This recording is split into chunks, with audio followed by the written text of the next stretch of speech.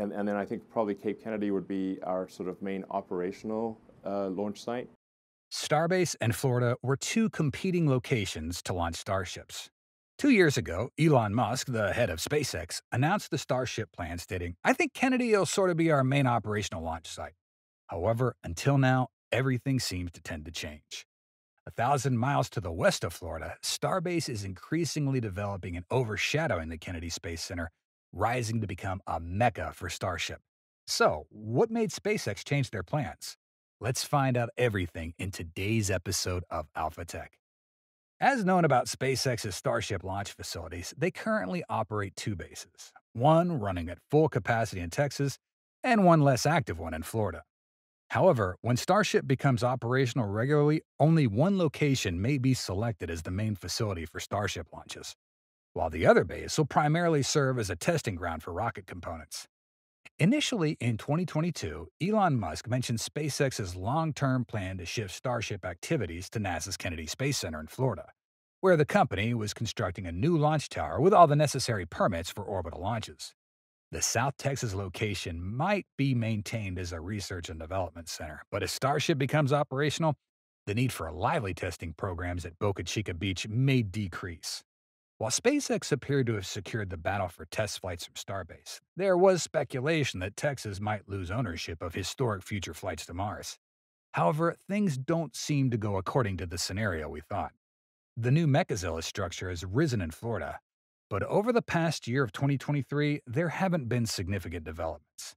This indicates that it'll take a while before it's ready for Starship launches. Another speculation is that this launch tower might be waiting for the stability of the Starbase Tower and Starship operations to gather the best designs, ensuring the avoidance of any risks in the complex launch area, at least from NASA. In contrast to the quiet atmosphere around Starship in Florida, Starbase showcases a vivid scene with a myriad of manufacturing, refurbishment, and preparation activities all over the coastal region. These developments highlight the clear shift from Florida to Starbase, becoming increasingly apparent. These things really make us feel the trend of changing SpaceX's focus from Florida to Starbase more and more clearly. Let's talk about the big differences that make us think of this. The most notable, which we can't overlook, is that the second Mechazilla Tower is sure to be erected at Starbase shortly. This has been confirmed by Elon Musk on X social media. The next stage of the Starship program should be called the Two Towers. Instead of our previous speculation, we can now be absolutely certain has the two towers at Starbase, and it's become even more significant as the name of the next stage in the Starship program. Not only Elon Musk, but also Kathy Luters, the director of Starbase at SpaceX, mentioned in a presentation earlier in December 2023 that the company plans to increase the pace of Starship launches from Texas rapidly. She shared, "Along with adding another pad out at the site, we have our first pad obviously, but looking at adding another pad because with the launch cadence we'd like to have, getting that second pad ready was going to be another goal that we have for this year." This is indeed necessary when it comes to SpaceX's launch speed. In 2023, SpaceX outpaced the rest of the world in the number of successful flights, showcasing their exponential growth. This trajectory implies that once SpaceX gains momentum, things tend to escalate rapidly. For Starship, the plan is to start with 4 or 5 launches in 2024 and then double the count each year, reaching milestones like 10 in 2025, 20 in 2026, and so forth. Of course, with only one launch tower, it would not be sufficient to meet the number of launches, and after each landing, SpaceX has to spend a considerable amount of time refurbishing the launch pad. This leads to a bottleneck situation during the upgrade process. Therefore, the confirmation of a second launch tower has eased our concerns to some extent. Speculation about the new tower began weeks ago, with the first signs appearing in November 2023. These were the parts of the launch tower that transported from Florida to Starbase. The exact location remains a mystery, but there are still signs that lead us to predictions closely with SpaceX's decisions.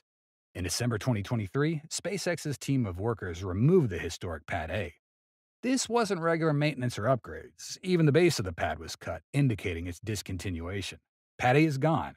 SpaceX is considering moving Site B to Massey's. Will SpaceX place a second launch tower here? While placing a launch tower just 20 meters from a public road might not be advisable, the area under the trajectory could serve as a base for a new tank farm and flood prevention system. In this scenario, one team might have been working on the tank farm and water pipe systems location, while another team will independently build the foundation for the tower. Of course, this is just what I speculate, but we cannot rule out the possibility that the launch tower could also be built somewhere else. Still, in Kathy Luter's speech, she mentioned the transfer of all engine testing activities to Massey's to reduce the closure of Boca Chica Beach. She said, we're also, using our Massey's test site. That test site's very critical because what it allows us to do is to keep our test operations at the Massey's test site and away from the beach. This could also indicate the possibility that we could see the construction of an entirely new launch pad at Massey's. In addition to the appearance of an additional Starship launch tower, SpaceX also has a new step that changes Starbase. SpaceX installed a brand new signboard for Starbase in early December with the inscription Gateway to Mars. This seems to affirm that in the future, they will see it as the primary launch site for Starship, becoming a pinnacle for space enthusiasts in South Texas. Cast your mind back to 2014. Under a tent near Boca Chica Beach, just outside of Brownsville, Musk envisioned this facility, SpaceX's inaugural private site, as a potential launch pad for humanity's first steps on Mars. It very well could be the first person to go to another planet could launch from this location, Musk said. This is really going to be a kind of new spaceport that's optimized for commercial operations. Cape Canaveral and Cape Vandenberg are great launch sites, but they're military launch sites. What's important for the future of space exploration is to have a truly commercial launch site, just as we have commercial airports. It's optimized for Starship, which can transport satellites, payloads, crew, and cargo to a variety of orbits and Earth, lunar, or Martian landing sites, the company said on its site. SpaceX marked a pivotal moment with a groundbreaking ceremony for the new launch facility in September 2014, initiating soil preparations just a year later in October 2015. Starbase stands tall alongside a public road, guiding the way to a beach open to all. This road welcomes anyone offering space for parking. Beyond SpaceX's territory, demarcated by fences and private property signs, lies an open expanse for exploration. Ultimately, Starbase isn't solely a Mars gateway for individuals. It's destined to become a gateway for humanity when the time comes to explore and conquer distant planets. Currently, the current blueprint involves launching the system from both Texas and Florida, with the latter utilizing KSC's historic Pad 39A. Starbase isn't necessarily a concern for Florida, but it'll likely offer a more tailored experience given that SpaceX has full control over its own spaceport in Texas. This colossal rocket isn't limited to conventional missions like satellite launches.